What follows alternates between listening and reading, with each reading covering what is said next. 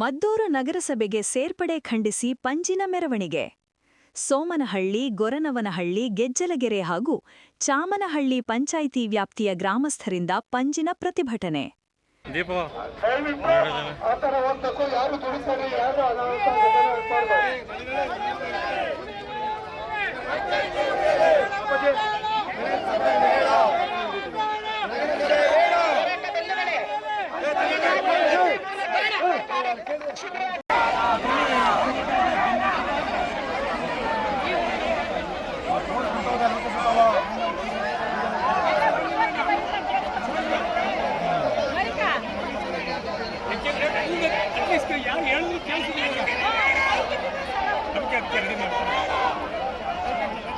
ಮದ್ದೂರಿನ ಶಿವಪುರದ ಸತ್ಯಾಗ್ರಹ ಸೌಧದಿಂದ IB ವತ್ತದವರೆಗೂ ಪಂಜಿನ ಮೆರವಣಿಗೆ.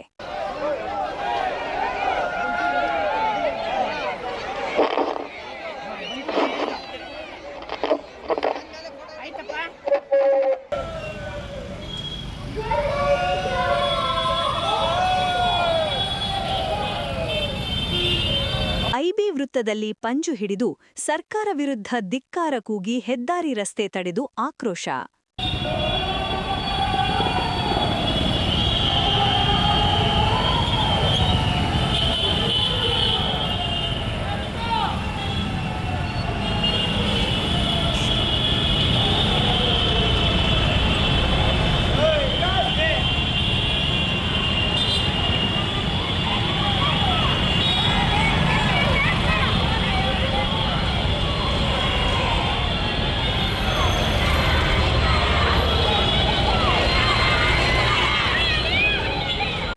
ನಗರಸಭೆಯಿಂದ ತಮ್ಮ ಪಂಚಾಯಿತಿ ಕೈಬಿಡುವಂತೆ ಗ್ರಾಮಸ್ಥರ ಆಗ್ರಹ.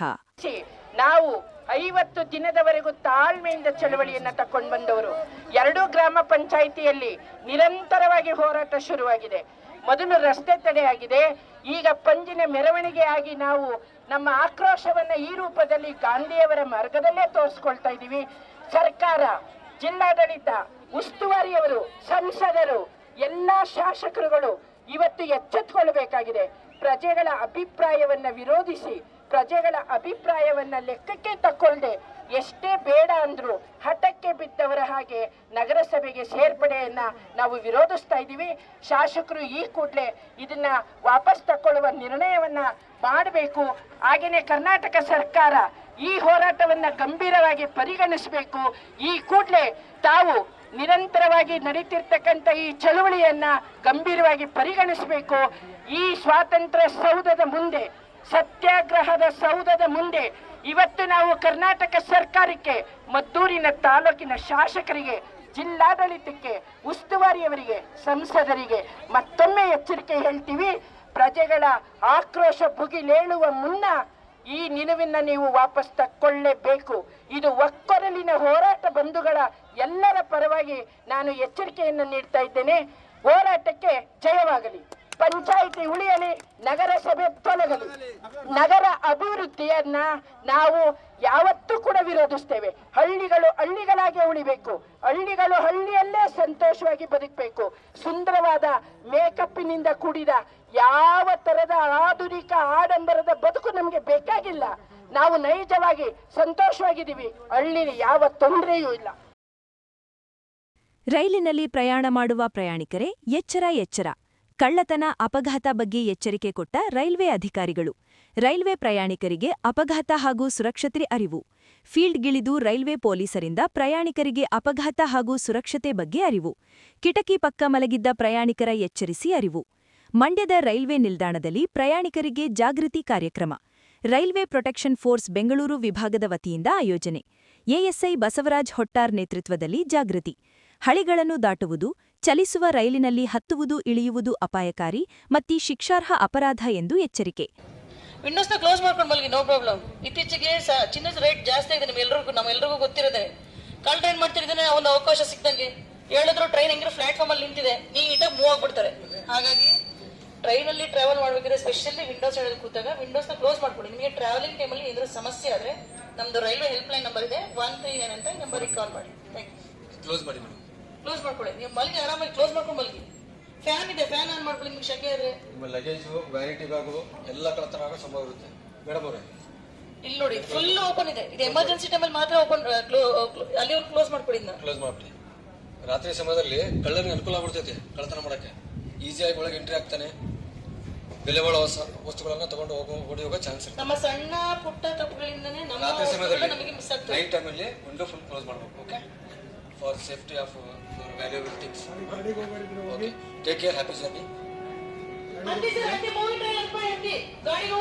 ಯಾರು ಫುಟ್ಬೋರ್ಡ್ ಅಲ್ಲಿ ಟ್ರಾವೆಲಿಂಗ್ ಮಾಡಬಾರ್ದು. ನೀವು ಯಾರು ಫುಟ್ಬಾಲ್ ಟ್ರಾವೆಲ್ನ ನೀವು ಮುಂದ್ಕೋತೀರಾ, ದಯವಿಟ್ಟು ಕೂರಬೇಡಿ. ಯಾಕೆಂದ್ರೆ ನಿಡಗಡದ ಹತ್ರ ಪ್ಲಾಟ್ಫಾರ್ಮ್ ಅಗಲ ಇಲ್ಲ. ಸುಮಾರು ಕೇಸ್ ಏನಾಗಿದೆ ಕೇಳಿ, ನಮ್ಮ ಬ್ರದರ್ ಇದ್ದಾರೆ, ಮುಂದೆ ನಿಮ್ಮ ಬೆರಳೆಲ್ಲ ಕಟ್ಟಾಯ್ತವೆ, ಮುಂದೆ ಬೆರಳುಗಳು ಕಟ್ಟಾಯ್ತವೆ, ಅಲ್ಲಿ ಪ್ಲಾಟ್ಫಾರ್ಮ್ ದೊಡ್ಡದಿಲ್ಲ. ಆಮೇಲೆ ಇನ್ನೊಂದೇನಂದ್ರೆ ನಮ್ಮ ಮೇಡಮ್ ಹೇಳ್ದಂಗೆ ಮೊಬೈಲ್ನ ನೀವು ನೋಡ್ತಾ ಕೂತ್ಕೋತೀರಾ, ಜಾಗ ಇಲ್ಲ ಅಂತೇಳಿ. ಸುಮಾರು ನಮ್ಗೆ ಗೊತ್ತಿದ್ದಂಗೆ ನಮ್ಮ ಯಲಿಯೂರಿಂದ ಕೆಂಗೇರಿವರೆಗೂ ನಾವೆಷ್ಟು ಬಾಡಿಗಳು ಎತ್ತಿದೀವೋ ನಮ್ಗೆ ಗೊತ್ತಿಲ್ಲ. ನಿಜವಾಗ್ಲೂ ಅನ್ಕೆರೆ ಹತ್ರ ಬಿದ್ದಿದ್ದಾರೆ, ಉದ್ದಕ್ಕೂ ಬಿದ್ದವ್ರೆ. ಮೊಬೈಲ್ ಏನಂದ್ರೆ ಮೊಬೈಲ್ ನೋಡ್ತಾರೆ, ಅವ್ರೇನು ಮೇಲ್ ಬೀಳಲ್ಲ, ಉಳ್ಕೊಂಡು ಹೊಟ್ಟೋಗಿರ್ತಾರೆ ಪೊದೆ ಒಳಗಡೆ ಯಾರು ನೋಡಕ್ ಹೋಗಲ್ಲ. 3 ದಿವಸ 4 ದಿವಸ ಆದ್ಮೇಲೆ ವಾಸನೆ ಬಂದ್ಮೇಲೆ ನಾವ್ ಎತ್ತಿದ್ವಿ ಎಲ್ಲಾರು. ಪಾಪ ಕೇಳಿ, ಇಲ್ಲೇ ಇದ್ರೆ ನಮ್ಮ ಇವರೆಲ್ಲ ಸಹೋದ್ಯೋಗಿಗಳು, ಕೇಳಿ ನೀವು ಅಂತದಕ್ಕೆ ಅವಕಾಶ ಮಾಡ್ಕೊಡಕ್ ಹೋಗ್ಬೇಡಿ. ಈಗ ಮೇಡಮ್ ಹೇಳಿದ್ರು, ನಿಮ್ಮ ಸ್ಥಾನನ ಯಾರು ತುಂಬಕ್ಕಾಗಲ್ಲ ನಿಮ್ಮ ಮನೆಯಲ್ಲಿ. ಫಸ್ಟ್ ನಿಮ್ಮ ಮನೆ ಜವಾಬ್ದಾರಿ ನಿಮ್ಗೆ ಇರ್ತದೆ. ತಂಗಿದಿರಿರ್ತಾರೆ, ತಮ್ಮದಿರಿರ್ತಾರೆ, ತಂದೆ ತಾಯಿ ಇರ್ತಾರೆ, ಅವೆಲ್ಲ ನೋಡ್ಬೇಕಾಗತ್ತೆ. ಅದರಿಂದ ನಿಮ್ಮ ಪ್ರಾಣ ನೀವು ಕಾಪಾಡ್ಕೊಳ್ಳಿ. ಆಮೇಲೆ ರೈಲಿನಲ್ಲಿ ಪ್ರಯಾಣ ಮಾಡುವ ವೇಳೆ ಕಳ್ಳತನ, ಫುಟ್ಬೋರ್ಡ್ ಪ್ರಯಾಣ, ಲಗೇಜ್ ಬಗ್ಗೆ ಎಚ್ಚರಿಕೆ ವಹಿಸಿ. ಮೈಕ್ ಧರಿಸಿ ಪ್ರಯಾಣಿಕರಿಗೆ ಜಾಗೃತಿ ಮೂಡಿಸಿದ ರೈಲ್ವೆ ಅಧಿಕಾರಿಗಳು. ಮೊಬೈಲ್ ಬಳಸದೆ ಎಚ್ಚರಿಕೆಯಿಂದ ಪ್ರಯಾಣ ಮಾಡಿ. ಮಹಿಳೆಯರು ಕಿಟಕಿ ಪಕ್ಕ ಕುಳಿತ ವೇಳೆ ತಮ್ಮ ಚಿನ್ನಾಭರಣ ಸೇರಿ ಮೊಬೈಲ್ ಮೇಲೆ ಎಚ್ಚರಿಕೆ ವಹಿಸಿ. ಕಳ್ಳರು ಯಾವ ರೂಪದಲ್ಲಿ ಬೇಕಾದರೂ ಬರಬಹುದು, ಎಚ್ಚರಿಕೆ ವಹಿಸುವಂತೆ ಮನವಿ. ಪ್ರಯಾಣಿಕರು ಸುರಕ್ಷಿತ ಪ್ರಯಾಣಕ್ಕಾಗಿ ರೈಲ್ವೆ ನಿಯಮಗಳನ್ನು ಪಾಲಿಸಬೇಕು ಮತ್ತು ಜವಾಬ್ದಾರಿಯುತವಾಗಿ ವರ್ತಿಸಬೇಕು ಎಂದು ಸೂಚನೆ. RPF ಮತ್ತು ಗೌರ್ಮೆಂಟ್ ರೈಲ್ವೆ ಪೊಲೀಸ್ ಸಹಭಾಗಿತ್ವದಲ್ಲಿ ನಿಮ್ಮ ಮಧ್ಯೆ ಬಂದಿರೋಕ್ಕೆ ಕಾರಣ ಏನಂತಂದ್ರೆ, ಪ್ರಯಾಣದ ಬಗ್ಗೆ ಅವೇರ್ನೆಸ್ ಮಾಡೋ ಸಲುವಾಗಿ. ಅಂದರೆ ನೀವು ಪ್ರಯಾಣ ಜರ್ನಿ ಮಾಡುವಾಗ ಯಾವ ರೀತಿಯ ಸುರಕ್ಷತಾ ಕ್ರಮಗಳನ್ನು ಕೈಗೊಳ್ಳಬೇಕು ಅನ್ನೋದ್ರ ಬಗ್ಗೆ ಕೆಲವೊಂದು ತಿಳುವಳಿಕೆಯನ್ನು ಕೊಡ್ತೀವಿ. ಅದನ್ನು ನೀವು ಫಾಲೋ ಮಾಡಿ. ನಿಮ್ಮ ಫ್ರೆಂಡ್ಸು, ರಿಲೇಟಿವ್ಸು, ನಿಮ್ಮ ಅಕ್ಕಪಕ್ಕ ಮನೆಯವರು ಕೂಡ ಇದನ್ನು ತಿಳಿಸಿ ಹೇಳಿ. ಓಕೆ, ನಾನು ತುಂಬ ಸಲ ನೋಡ್ತಾ ಇರ್ತೀನಿ, ಪ್ರಯಾಣಿಕರು ಬರ್ತಾರೆ ಲೇಟಾಗಿ ರೈಲ್ವೆ ಸ್ಟೇಷನ್ಗೆ. ಸೊ 1ನೇ ನಂಬರಲ್ಲಿ ಬರ್ತಿರ್ತೀರಿ, ನೀವು ಬಂದ್ರಲ್ಲ ಇವಾಗ 2ನೇ ನಂಬರಲ್ಲಿ ಗಾಡಿ ನಿಂತಿರ್ತೀರ. ಈಗ ನಡುವೆ ಫೆನ್ಸ್ ಮಾಡಿದ್ದಾರೆ, ಓಕೆ. ಫೆನ್ಸ್ ಇಲ್ಲ ಅಂದ್ರೆ ಏನು ಮಾಡ್ತಾರೆ, ಇಮಿಡಿಯೇಟ್ ಆಗಿ ಅಲ್ಲಿ ಜಂಪ್ ಮಾಡೋದು, ಇಲ್ಲಿ ಹತ್ತೋದು, ಶಾರ್ಟ್ ಕಟ್, ಅಲ್ಲಿ ಜಂಪ್ ಮಾಡೋದು, ಇಲ್ಲಿ ಹತ್ತೋದು. ಸೊ ರಾತ್ರಿ ಸಮಯದಲ್ಲಿ ಆದ್ರೆ ಎಷ್ಟು ಡೇಂಜರ್ ಗೊತ್ತಾದ್ರು. ಈ ಒಂದೇ ಭಾರತ ಕೆಲವೊಂದು ಸ್ಟಾಪ್ ಇಲ್ಲ, ಇಲ್ಲಿ 100 ಸ್ಪೀಡಲ್ಲಿ ಬರುತ್ತೆ ಗಾಡಿ. ಮೈಸೂರು ಬಿಟ್ಟರೆ ಬೆಂಗಳೂರು ಸ್ಟಾಪ್. ಸೊ ಅಂತ ಗಾಡಿ ಇದ್ರೆ ನೀವು ಹೇಗೆ ಇದು ಮಾಡ್ತೀರಾ? ಪ್ರಾಣಕ್ಕೆ ಸಂಚಕಾರನೇ ಅದು. ಸೊ ಹಳಿ ದಾಟೋದನ್ನ ಅಭ್ಯಾಸ ಮಾಡ್ಕೋಬೇಡಿ, ತುಂಬಾ ಡೇಂಜರು. ಇದು ರೈಲ್ವೆ ಅಧಿನಿಯಮದ ಪ್ರಕಾರ ಅಪರಾಧ ಆಗಿದೆ. ಇದಕ್ಕೆ ದಂಡನೂ ಇರುತ್ತೆ, ಜೈಲು ಶಿಕ್ಷೆನೂ. ಈ ದಿನ ನಮ್ಮ ಮಂಡ್ಯ ರೈಲ್ವೆ ನಿಲ್ದಾಣಕ್ಕೆ ನಮ್ಮ RPF ಇಲಾಖೆ ಕಡೆಯಿಂದ ಒಂದು ಗ್ರೂಪ್, ಅಂದರೆ ನಮ್ಮ ಪ್ಯಾಸೆಂಜರ್ ಅವೇರ್ನೆಸ್ ಮಾಡೋದಕ್ಕೋಸ್ಕರ ನಮ್ಮ ಮಂಡ್ಯಕ್ಕೆ ಬಂದಿದೆ. ಆ ಒಂದು ಗ್ರೂಪ್ನಲ್ಲಿ ನಮ್ಮ ಅಸಿಸ್ಟೆಂಟ್ ಸಬ್ ಇನ್ಸ್ಪೆಕ್ಟರ್ ಅಂತ ಬಸವರಾಜ್ ಒಟ್ಟಾರ್ ಸಾರು, ಹಾಗೆ ನವ್ಯ ಮೇಡಮ್ ಅವರು ಎಲ್ಲರೂ ಬಂದಿದ್ದಾರೆ. ಇವತ್ತು ಯಾಕೆ ಅಂತ ಹೇಳಿದ್ರೆ, ನಮ್ಮ ರೈಲ್ವೆ ನಿಲ್ದಾಣದಿಂದ ರೈಲ್ವೆಗೆ ಸುಮಾರು ನಮ್ಮ ರೈಲ್ವೆನಲ್ಲಿ ಎಷ್ಟೋ ಜನ ಈಗ ಪ್ರಯಾಣ ಮಾಡ್ತಾ ಇದ್ದಾರೆ. ಅವ್ರಿಗೋಸ್ಕರ ಅವ್ರ ತಿಳುವಳಿಕೆ ಕೊಡೋಕ್ಕೋಸ್ಕರ ನಾವು ಒಂದು ಅವೇರ್ನೆಸ್ ಮಾಡ್ತಾ ಇದ್ದೀವಿ. ಆ ಅವೇರ್ನೆಸ್ ಅಲ್ಲಿ ಎಷ್ಟೋ ಹೆಣ್ಮಕ್ಳು ಕಿಟಕಿ ಪಕ್ಕದಲ್ಲಿ ಕುಂತ್ಕೊಂಡು ಇದು ಗೋಲ್ಡ್ ಹಾಕೊಂಡು ಹೋಗ್ತಾ ಇರ್ತಾರೆ. ಅವಾಗ ಎಷ್ಟೋ ಜನ ಕಳ್ಳರು ಕೀಳೋ ಚಾನ್ಸ್ ಇದೆ. ಅದರಿಂದ ಅವರು ಸೇಫ್ಟಿ ಆಗಿರ್ಬೇಕು ಅಂತ ಕೇಳ್ಕೊತಾ ಇದ್ದೀವಿ. ಫುಟ್ಬೋರ್ಡ್ ಅಲ್ಲಿ ಕೂರ್ತಾರೆ, ಅಲ್ಲೂ ಕೂರಬಾರ್ದು ಅಂತ ಹೇಳಿ ಕೇಳ್ಕೊತಾ ಇದ್ದೀವಿ. ಹಾಗೇನೆ ಈಗ ಲೇಡೀಸ್ ಕಂಪಾರ್ಟ್ಮೆಂಟ್ ಅಲ್ಲಿ ಟ್ರಾವೆಲ್ ಮಾಡಬಾರ್ದು, ಅದನ್ನು ಕೇಳ್ಕೊತಾ ಇದ್ದೀವಿ. ಹಾಗೇನೆ ನಮ್ಮ ಪ್ಲಾಟ್ಫಾರ್ಮ್ಗಳಲ್ಲಿ ಈಗ ಆಫ್ ಸೈಡ್ ಎಷ್ಟೋ ಜನ ಸುಮಾರು ಹತ್ತಕ್ಕೆ ಹೋಗಿ ಪ್ರಾಣ ಕಳ್ಕೊಂಡಿದ್ದಾರೆ. ಆ ಥರ ಹೋಗ್ಬಾರ್ದು ಅಂತ ಹೇಳ್ತಾ ಇದ್ದೀವಿ. ಟ್ರ್ಯಾಕ್ ದಾಟಬಾರ್ದು, ಟ್ರ್ಯಾಕ್ ಮೇಲೆ ನಡ್ಕೊಂಡು ಹೋಗಬಾರ್ದು. ಈ ಥರ ಎಲ್ಲ ಸುಮಾರು ಇದೆ. ಮೊಬೈಲ್ ಮತ್ತೆ ಫುಟ್ಬೋರ್ಡಲ್ಲಿ ಮೊಬೈಲ್ ನೋಡ್ತಾ ಇರ್ತಾರೆ. ಕಿಡಿಗೇಡಿಗಳು ಒಂದು ಕೋಲ್ ತಗೊಂಡು ಅದನ್ನ ಹೊಡೆಯುವಂಥ ಸಂದರ್ಭ ಇದೆ. ಎಷ್ಟೋ ಜನ ಸುಮಾರು ನಮ್ಮ ಯಲಿಯೂರಿಂದ ಕೆಂಗೇರಿವರೆಗೂ ಸುಮಾರು ಮೊಬೈಲ್ಗಳು ಆ ಥರ ಹೊಡೆದಿದ್ದಾರೆ. ಅದರಿಂದ ಅದಕ್ಕೆಲ್ಲ ಅವಕಾಶ ಮಾಡಿಕೊಡ್ಬೇಡಿ, ರೈಲ್ವೆಗೆ ಸಹಕಾರ ಮಾಡಬೇಕು ಅಂತೇಳಿ ಎಲ್ಲರಿಗೂ ನಾವು ಅವೇರ್ನೆಸ್ ಮುಖಾಂತರ ಅವ್ರಿಗೆ ತಿಳುವಳಿಕೆನ ಕೊಡ್ತಾ ಇದ್ದೀವಿ. ಹಾಗೇನೆ ಲೇಡೀಸ್ ಕಂಪಾರ್ಟ್ಮೆಂಟ್ ಅಲ್ಲಿ ಜೆಂಟ್ಸ್ ಟ್ರಾವೆಲ್ ಮಾಡಬಾರ್ದು, ಯಾಕೆಂತ ಹೇಳಿದ್ರೆ ಅದೊಂದು ಅಪರಾಧ. ಅದರಿಂದ ಅದನ್ನು ಕೂಡ ನಾವು ಅವ್ರಿಗೆ ತಿಳುವಳಿಕೆನ ನೀಡ್ತಾ ಇದ್ದೀವಿ. ಇದೇ ವೇಳೆ Mandya ASI Shrikrishna, working constable Bengaluru Navya, Mandya RPF Govindaraj ಹಾಗೂ ಸಿಬ್ಬಂದಿಗಳಾದ ಡಿಎಂ ಸುರೇಶ್, ಎಂಕೆ ಪ್ರಶಾಂತನ್ ಭಾಗಿ. ಕ್ಲಿನಿಕ್ನಲ್ಲಿ ರೋಗಿಯೊಬ್ಬರಿಗೆ ಗ್ಲೂಕೋಸ್ ನೀಡಿ ಚಿಕಿತ್ಸೆ ನೀಡುತ್ತಿದ್ದ ಸಂದರ್ಭದಲ್ಲಿ ದಲಿತ ಸಂಘರ್ಷ ಸಮಿತಿಯ ಜಿಲ್ಲಾ ಸಂಚಾಲಕ ಕುಕ್ಕೂರು ರಾಜು ಮತ್ತು ಪದಾಧಿಕಾರಿಗಳು ಭೇಟಿ ನೀಡಿ ವೈದ್ಯರಿಗೆ ಪ್ರಶ್ನೆ. ಅಲೋಪತಿಕ್ ತಾಲೂಕು ವೈದ್ಯಾಧಿಕಾರಿಗಳಿಂದ ಪರಿಶೀಲನೆ, ನೋಟಿಸ್ ಜಾರಿ. ಜಿಲ್ಲಾ ಆಯುಷ್ ಇಲಾಖೆ ಹಾಗೂ ಜಿಲ್ಲಾಧಿಕಾರಿಗಳಿಗೆ ಆಯುಷ್ ವೈದ್ಯರ ಮೇಲೆ ಮುಂದಿನ ಕ್ರಮಕ್ಕೆ ವರ್ಗಾವಣೆ. ಪಟ್ಟಣದ ಖಾಸಗಿ ಬಸ್ ನಿಲ್ದಾಣದ ಎದುರಿರುವ ಶ್ರೀ ಮಹದೇಶ್ವರ ಕಾಂಪ್ಲೆಕ್ಸ್ನಲ್ಲಿ ಶ್ರೀ ರಾಘವೇಂದ್ರ ಕ್ಲಿನಿಕ್ನ ಮಾಲೀಕರು ಹಾಗೂ ಬಿಎಎಂಎಸ್ ಪದವಿ ಪಡೆದು ವೈದ್ಯರಾಗಿ ಸೇವೆ ಸಲ್ಲಿಸುತ್ತಿರುವ ಡಾ ಉಮೇಶ್ ಶೆಟ್ಟಿಯವರಿಗೆ ಆಯುಷ್ ವೈದ್ಯರು ಅಲೋಪತಿಕ್ ಚಿಕಿತ್ಸೆ ನೀಡಲು ಸರ್ಕಾರ ಅನುಮತಿ ನೀಡಿದೆಯೇ ಎಂದು ಕುಕ್ಕೂರು ರಾಜು ಪ್ರಶ್ನಿಸಿದಾಗ ಗಲಿಬಿಲಿಗೊಂಡ ವೈದ್ಯರು, ನಮ್ಮನ್ನು ಕೇಳಲು ಬೇರೆಯವರಿದ್ದಾರೆ, ನೀವ್ಯಾರು ಎಂದು ಅಸಮರ್ಪಕ ಉತ್ತರ ನೀಡುತ್ತಿದ್ದಾಗ ಆಯುಷ್ ಜಿಲ್ಲಾ ವೈದ್ಯಾಧಿಕಾರಿಗಳಿಗೆ ಫೋನ್ ಮಾಡಿ ವೈದ್ಯರ ಕರ್ತವ್ಯದ ಬಗ್ಗೆ ಪ್ರಶ್ನೆ ಮಾಡಿದಾಗ ಅವರು ನಲ್ಲಿ ಅಲೋಪತಿಕ್ ಸೇವೆ ಮಾಡಲು ಅವಕಾಶವಿಲ್ಲ, ಅವರ ಬಗ್ಗೆ ದೂರುಗಳಿದ್ದರೆ ಕೂಡಲೇ ನನ್ನ ಫೋನ್ ನಂಬರಿಗೆ ವಾಟ್ಸ್ಆಪ್ ಮಾಡಿ ಕ್ರಮ ವಹಿಸುತ್ತೇವೆ ಎಂದು ತಿಳಿಸಿದರು.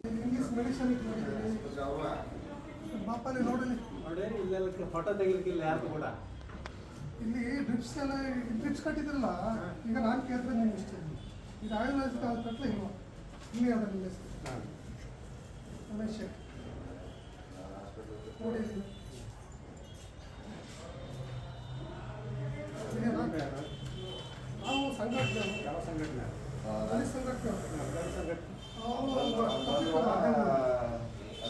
ಬೇರೆಯವರಿದ್ದಾರೆ ಕೇಳಲಿಕ್ಕೆ ಅವ್ರಿಗೆ ಕಂಪ್ಲೇಂಟ್ ಮಾಡಿ ಹೇಳಿ. ಆಯಿತು, ಈಗ ನಿಮ್ಗೆ ಕೇಳ್ತಿರೋದು ನೀವು ಆಯುರ್ವೇದಿಕ್ ಅಲ್ವಾ? ಆಯುರ್ವೇದಿಕ್ ಮತ್ತೆ ಅದೇನು ಟಿಪ್ಸ್ ಏನು ಕಟ್ಟಿದ್ರಿ? ಬನ್ನಿ ಸರ್, ನೋಡಿ ಇದೆಲ್ಲ ಇಲ್ಲಿ ಒಳಗಡೆ ನೋಡಿ, ಬನ್ನಿ ಸರ್, ಎಲ್ಲ ಆಯುರ್ವೇದಿಕ್ಕೇ ನೋಡೋಣ. ಈ ಅಧಿಕಾರಿಗಳು ಏನು ಮಾಡ್ತಿದ್ದಾರೆ, ಯಾಕೆ ಇಲ್ಲಿ ತನಕ ವಿಸಿಟ್ ಕೊಟ್ಟಿಲ್ಲ? ಈಗೇನಾದ್ರು ವ್ಯತ್ಯಾಸ ಆದರೆ ಯಾರು ಹೊಣೆ? ಇವರು ಆಂಟಿಬಯೋಟಿಕ್ಕು, ಹೈಯರ್ ಇಂಜೆಕ್ಷನ್ನು ಕೊಟ್ಬಿಟ್ಟು ಸ್ಟಿರಾಯ್ಡ್ ಮಾತ್ರೆಗಳನ್ನೆಲ್ಲ ಕೊಟ್ಟಾಗ ಕಳೆದ ಬಾರಿಯಲ್ಲಿ ಒಂದು ಪ್ರಕರಣ ಆಗಿತ್ತು. ಇದನ್ನೆಲ್ಲ ಕೊಟ್ಟರೆ ಆರೋಗ್ಯದಲ್ಲಿ ವ್ಯತಿರಿಕ್ತ ಪರಿಣಾಮ ಬೀರೋದಿಲ್ಲ ಜನರ ಮೇಲೆ. ನೋಡಿ ಯಾವ ರೀತಿ ಹೇಳ್ತಾರೆ, ನೀವು ಕೇಳಕ್ಕಾಗಲ್ಲ. ಸಾರ್ವಜನಿಕರು, ನಾವೇ ನಮ್ಮ ಸಂಬಂಧಿಕರು ಸುಮಾರು ಜನ ಬಂದು ತೋರಿಸ್ತರು,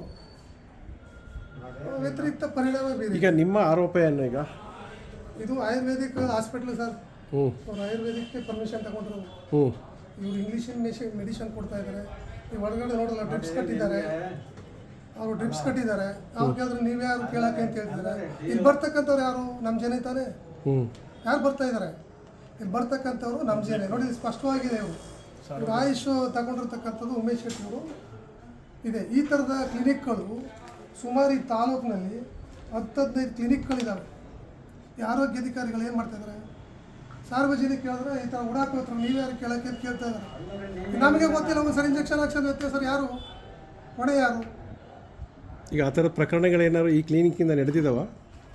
ನಡೀತದೆ. ಒಳಗಡೆ ಆಗಿರುತ್ತೆ ಏನು ಗೊತ್ತು ಸಹ. ಈಗ ಸ್ಟಿರಾಯ್ಡ್ ಮಾತ್ರೆ ಕೊಟ್ಟರೆ, ನಾನೇ ಗೊತ್ತಿಲ್ಲದೇ ಎಷ್ಟೋ ಸರಿ ತಗೊಬಿಟ್ಟು ಸ್ಟಿರಾಯ್ಡ್ ಮಾತ್ರೆ ನನಗೆ ಸೈಡ್ ಎಫೆಕ್ಟ್ ಆಗಿದೆ.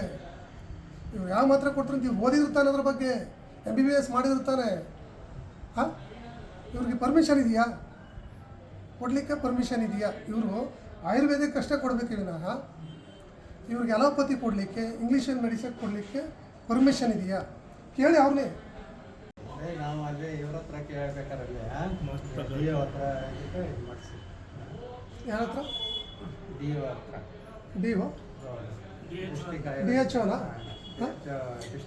ಅಂದರೆ ಆಯುರ್ವೇದಿಕ್ ಡಿಸ್ಟ್ರಿಕ್ಟ್ ಆಫೀಸರ್ ಅವರು. DO ಅಂದರೆ ಡಿಸ್ಟ್ರಿಕ್ಟ್ ಆಫೀಸರ್ ಆಯುರ್ವೇದಿಕ್. ಜಿಲ್ಲಾ ಆಯುಷ್ ಅಧಿಕಾರಿಗಳು ಇಲ್ಲಿಗೆ ಭೇಟಿ ಕೊಟ್ಟಿಲ್ಲ. ಜಿಲ್ಲಾ ಆಯುಷ್ ಅಧಿಕಾರಿಗಳು ಇಲ್ಲಿಗೆ ಭೇಟಿ ಕೊಟ್ಟಿಲ್ಲ. ಈಗ ಅವ್ರು ಏನು ಹೇಳಿದಾರ? DO ಅವರು ನಿಮಗೆ ಮಾಡಿ ಅಂತ ಹೇಳಿದಾರಾ? ಮಾಡಿ ಅಂತಿಲ್ಲ. ಜಿಲ್ಲಾ ಆಯುಷ್ ಅಧಿಕಾರಿಗಳು ನಿಮ್ಮನ್ನ ಈ ಥರ ಮಾಡ್ಬೋದು, ಇಂಗ್ಲೀಷ್ ಮೆಡಿಸಿನ್ ಕೊಡ್ಬೋದು ಅಂತ ಹೇಳಿದಾರೆ ಸರ್? ಬಂದಿದ್ರಾ? ಬರ್ತಾ ಇರ್ತಾರಂತೆ. ಇಂಗ್ಲೀಷ್ ಮೆಡಿಸಿನ್ ಕೊಡಿ ಅಂತ ಹೇಳಿದಾರಂತೆ. ಅದಕ್ಕೆ ಹೊರಗಡೆ ಡ್ರಿಪ್ಸ್ ಕಟ್ಟಿದ್ದಾರೆ. ಇದೆಲ್ಲ ನೋಡಿ ಸರ್. ಅವರೇ ಹೇಳಿದಾರ ಕೊಡ್ಬೋದು ಅಂತ? DO ಎಮರ್ಜೆನ್ಸಿ ಕೊಡ್ಬೋದು ಅಂತ ಹೇಳಿದಾರಾ? ಅವರೇ DOನೇ ಹೇಳಿದಾರಾ? ಈಗ ಅಲ್ಲಿ ಪೇಷಂಟ್ ನೋಡಿ ಅವರ ಬಾಡಿಗೆ ಹೆಚ್ಚು ಕಮ್ಮಿ ಆದ್ರೆ ಜವಾಬ್ದಾರಿ ಯಾರಾದರೂ ಸರ್? ಈಗ ಇಂಗ್ಲೀಷ್ ಮೆಡಿಸನ್ ಕೊಡ್ತಾ ಇದ್ದಾರೆ, ನೀವು ಆಯುರ್ವೇದಿಕ್ ಮೆಡಿಸನ್ ಅವೆರಡು ಮಿಕ್ಸಿಂಗ್ ಆದರೆ ಇಂಗ್ಲೀಷ್ ಮೆಡಿಸನ್ ಕೊಡ್ಲಿಕ್ಕೆ ಅವಕಾಶ ಇಲ್ವೋ ಹೇಳಿ ಅಷ್ಟೇ ಸಾಕು. ಕೊಡೋದಿಲ್ಲ. ಈಗೇನು ಕೊಟ್ಟಿದ್ದೀರಲ್ಲ ಹೊರಗಡೆ ಟಿಪ್ಸ್ ಕಟ್ಟಿದ್ರಲ್ಲ, ಅದೇನು ಇಲ್ಲಿ ಮಡಗಿರ್ತಕ್ಕಂಥದ್ದೆಲ್ಲ ಏನು ಟ್ಯಾಬ್ಲೆಟ್ ಎಲ್ಲ ಆಯುರ್ವೇದಿಕ್ಕೆ ಮಾಡಿ ಸರ್, ಎಲ್ಲ ಬಿಡಿ ನೋಡಿ ಸರ್, ಎಲ್ಲ ಬೇರೆ ಆಯುರ್ವೇದಿಕ್ಕೆ ಇಂಜೆಕ್ಷನ್ ನೋಡಿ ಸರ್. ಅರೆ ಜಿಲ್ಲಾ ಆಯುಷ್ ಅಧಿಕಾರಿಗಳು ಹೇಳಿದ್ರಂತಲ್ಲ.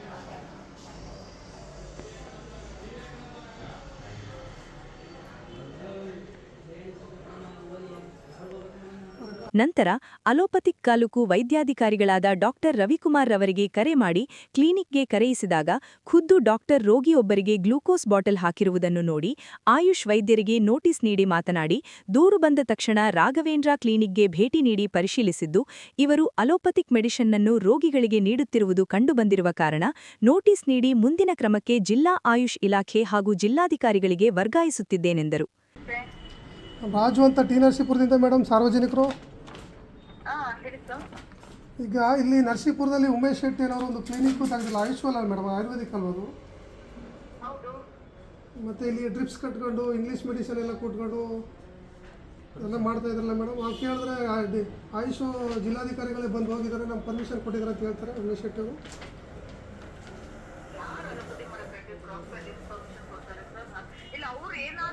ಹಿಂದೆ ಒಂದು CCM ಟೆಂಪರರಿ ಕೋರ್ಸಿನ ಎಮರ್ಜೆನ್ಸಿ ಮೆಡಿಸಿನ್ ಅಂತ ಕೋರ್ಸ್ ಏನಾದ್ರು ಮಾಡಿದ್ರೆ ಅವ್ರಿಗೆ ಇರುತ್ತಷ್ಟೇ, ಬರೀ BMS ಇರಲ್ಲ. ಅದೇ ಮೇಡಮ್, ಅವ್ರು BMS ಮಾಡಿರೋದು ಲೀಸ್ಟ್ ಇದೆ ನನ್ನ ಹತ್ರ. ಇವರು ಸೊ ಆವಾಗಿಂದನೂ ಇದೇ ಮಾಡಿಕೊಂಡು ಕೆಲವ್ರಿಗೆಲ್ಲ ಸೈಡ್ ಎಫೆಕ್ಟ್ ಆಗಿದೆ.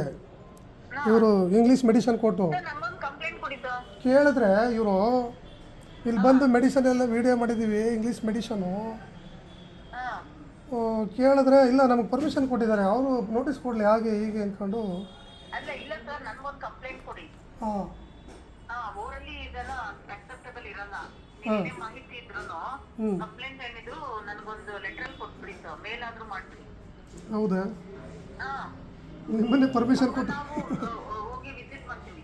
ಪರ್ಮಿಷನ್ ಕೊಟ್ಟಾರ ಅಂತ ಹೇಳ್ತಾರಲ್ವ ಇನ್ನ, ನೋಡಿ ಹೇಗಿದೆ. ಇಲ್ಲ ಯಾರು ಪರ್ಮಿಷನ್ ಕೊಡಲ್ಲ ಸರ್. ಹಾಂ ನೋಡಿ ಮೇಡಮ್, ಈಗ ಒಬ್ಬ ಪೇಷಂಟ್ ಅವತ್ತು ಒಂದ್ಸರಿ DSO ಇದರಲ್ಲಿ ಕೋರ್ಟ್ ಅಲ್ಲಿ ಡಿಸಿಷನ್ ಏನಾಯ್ತಂದ್ರೆ, ಹಿಂದೆ ಒಂದು ಡಿಪ್ಲೊಮಾ ಇನ್ ಎಮರ್ಜೆನ್ಸಿ ಮೆಡಿಸನ್ ಅಂತ ಒಂದು ಕೋರ್ಸ್ ಇತ್ತು, ಅದನ್ನ ಮಾಡೋರಿಗೆ ಪ್ರೊವಿಷನ್ ಕೊಡಿ ಅಂತ ಇರೋದಷ್ಟೇ. ಈಗ ಕೆಲವರು ಒಬ್ರು ಈಗ ಪೇಷಂಟ್ ಇಲ್ಲಿ ಬಂದು ಅಡ್ಮಿಟ್ ಆಗಿದ್ದಾರೆ, ಅಡ್ಮಿಟ್ ಮಾಡ್ಕೊಂಡು ಅವ್ರಿಗೆ ಕ್ಲಿನಿಕ್ಲಿ ಡ್ರಿಪ್ಸ್ ಕಟ್ಕೊಂಡು ಚಳಿ ಜ್ವರಕ್ಕೆ ಡ್ರಿಪ್ಸ್ ಕಟ್ಕೊಂಡು ಕೂತವ್ರೆ. ಏನಾರು ಸರ್ ಏನು ಮಾಡೋದು? ಅಲ್ಲಿ ನೋಡಲ್ ಆಫೀಸರ್ ಇರ್ತಾರೆ, ಅವ್ರ ನಂಬರ್ ಕೊಡ್ತೀನಿ, ಒಂದ್ಸರಿ ಕಾಲ್ ಮಾಡಿ ಸರ್. ಹೌದಾ ಮೇಡಮ್? ಹೇಳಿ ಹೇಳಿ ನಂಬರ್ ಹೇಳಿ.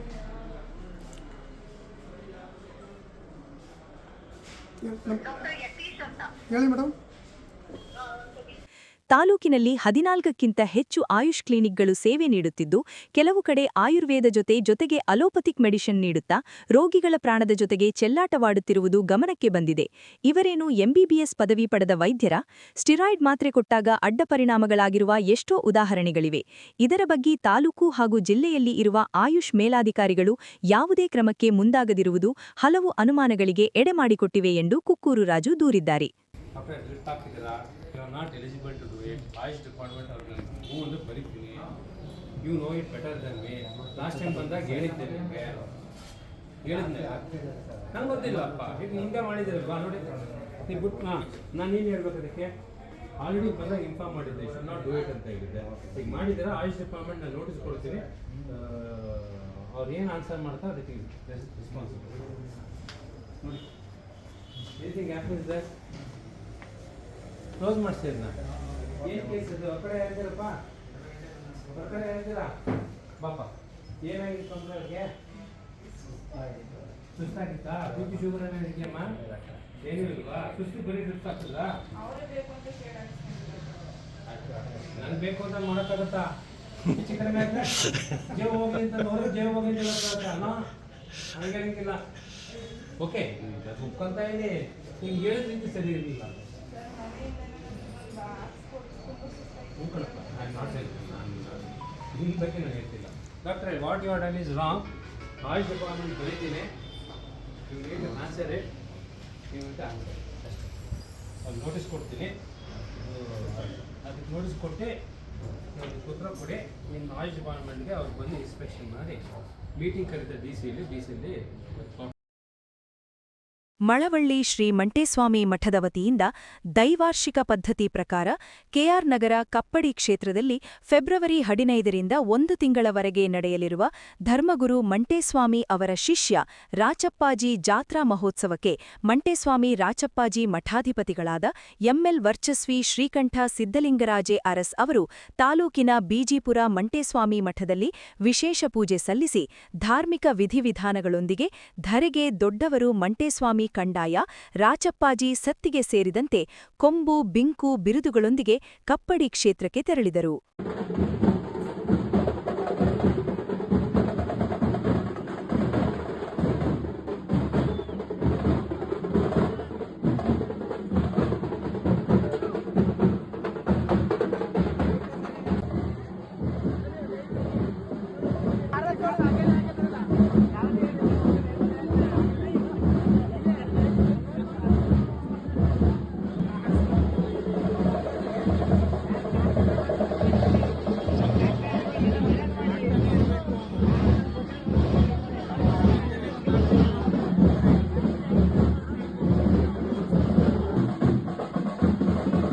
ಮಳವಳ್ಳಿ ಮಂಟೇಸ್ವಾಮಿ ಬಸವಪ್ಪನ ಜೊತೆಗೂಡಿ ಮೂಲ ಮಂಟೇಸ್ವಾಮಿ ಗದ್ದುಗೆಗೆ ಪೂಜೆ ಸಲ್ಲಿಸಿದ ಮಠಾಧಿಪತಿಗಳು ಕಪ್ಪಡಿ ಕ್ಷೇತ್ರಕ್ಕೆ ಹೊರಡುತ್ತಿದ್ದಂತೆ ಮಠದ ಮಠಾಧಿಪತಿಗಳು ಹಾಗೂ ಸಾರ್ವಜನಿಕರು ಹೂವಿನ ಹಾರ ಹಾಕಿ ಶುಭ ಕೋರಿದರು.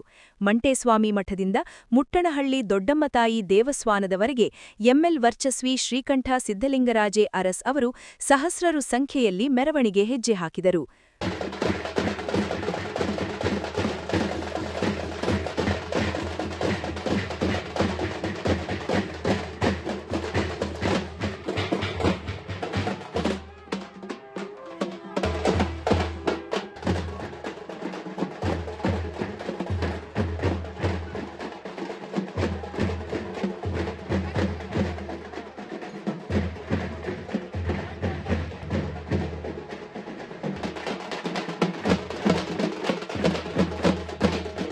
ತೋಪಿನ ದೊಡ್ಡಮ್ಮತಾಯಿ ಗದ್ದುಗೆಗೆ ಪೂಜೆ ಸಲ್ಲಿಸಿ ಕಪ್ಪಡಿ ಕ್ಷೇತ್ರದ ಕಡೆಗೆ ಹೊರಡಜಾಂಡ ಹೊರಟರು. ಫೆಬ್ರವರಿ 14ರಂದು ಮೈಸೂರಿನ ಮಂಟೇಸ್ವಾಮಿ ರಾಚಪ್ಪಾಜಿ ಮಠಾಧಿಪತಿಗಳಾದ ಎಂಎಲ್ ವರ್ಚಸ್ವಿ ಶ್ರೀಕಂಠ ಸಿದ್ಧಲಿಂಗರಾಜೆ ಅರಸ್ ಅವರ ನಿವಾಸದಲ್ಲಿ ಮಳವಳ್ಳಿ ಮಂಟೇಸ್ವಾಮಿ ಬಸವಪ್ಪನವರಿಗೆ ವಿಶೇಷ ಪೂಜಾ ಕೈಂಕರ್ಯಗಳು ಜರುಗಲಿದೆ.